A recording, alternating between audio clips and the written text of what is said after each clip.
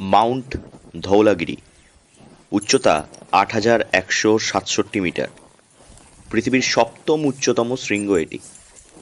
২০১৭ সালে ধৌলাগিরি অভিযানে ৮,০০০ মিটার উচ্চতায় প্রবল তুষার ঝড়ে কোনো রকম অক্সিজেন এবং খাবার ছাড়াই ৫ দিন বেঁচে ছিলেন ইন্দো টিবেটিয়ান বর্ডার পুলিশে কর্মরত বাঁকুড়ার বাসিন্দা বিমান বিশ্বাস।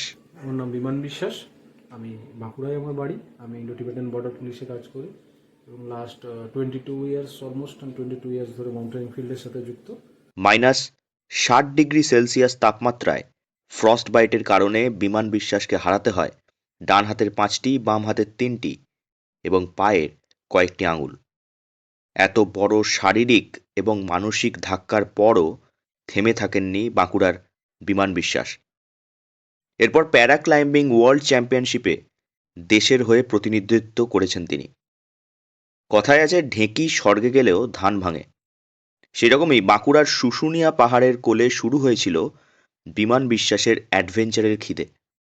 এরপর প্রায় 22 বছর পর্বতারোহণের সঙ্গে যুক্ত আছেন তিনি। বিমান বিশ্বাস জানান, আমার এক সাথী, তার সেরিব্রাল এডিমা হয়ে যায়। এটা one type of mountain disease, high অ্যালটিটিউডে হয়, যেটাতে সে অলমোস্ট পাগল হয়ে যায়। সে বুঝতে পারে না সে কোথায় আছে, তার সারাউন্ডিংস কী। তো সেই হিসাবে তার অক্সিজেন মাস্ক এসব খুলে ফেলে দেয়।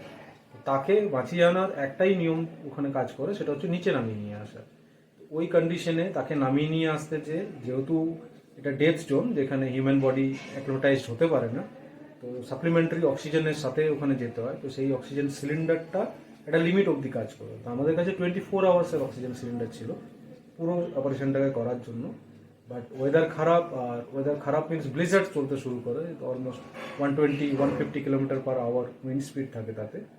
সেই কন্ডিশনে আমরা ওখানে 5 ডে স্পেন্ড করি তাকে সামিট ক্যাম্প অবধি নামিয়ে নিয়ে আসতে। সেখানে প্রচুর কোল্ড টেম্পারেচার, যাকে বলে আর কি এক্সট্রিম কোল্ড, অলমোস্ট -60, বিলো -60। তাতে আমাদের সবারকারই কোল্ড ইঞ্জুরিজ হয় আমার টিমের। তার মধ্যে আমার দুটো হাতের যায় এবং পায়ের কিছু আঙুল যায়। হাতের আঙুল বাদ যাওয়ার পর দিব্যি মানিয়ে নিয়েছেন বিমানবাবু। সব কাজই অনায়াসেই করতে পারেন তিনি। সাধারণ মানুষের মতো অতটা দ্রুত না হলেও নিজের মতো একটা গতি ঠিক বের করে নিয়েছেন তিনি। ২০১৭ সালের দুর্ঘটনার পর ১ বছর সময় লেগেছিল ফিরে আসতে। তারপর আবারও পর্বতারোহণ করেছেন তিনি। পর্বতারোহণ ছাড়াও বর্তমানে ২০২২ এবং ২০২৩ সালে রাশিয়া এবং সুইজারল্যান্ডে প্যারা ক্লাইম্বিং ওয়ার্ল্ড চ্যাম্পিয়নশিপে জাতীয় দলের হয়ে প্রতিনিধিত্ব করেছেন বিমান বিশ্বাস। বিমানবাবু জানান, তারপর 1 বছর এভাবেই কাটাই, আবার নতুন করে এখন মাউন্টেনিং স্টার্ট। মানে আপনি হাল ছাড়েননি, যাই হোক না কেন। হ্যাঁ, এটা নিয়েই আমার সব কিছু, তো এটাই থাকবে। তার রক ক্লাইম্বিং কোর্স শুশুনিয়াতে প্রথম হয়।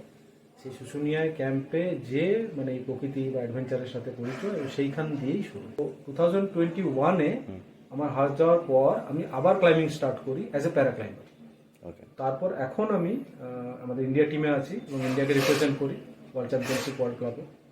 লাস্ট 2 ইয়ার্স রাশিয়া এবং 2023-তে সুইজারল্যান্ডে ওয়ার্ল্ড চ্যাম্পিয়নশিপে আমি ইন্ডিয়াকে রিপ্রেজেন্ট করি। অ্যাডভেঞ্চার প্রেমী বিমান বিশ্বাসের এই গল্প অনেকেই জানেন না।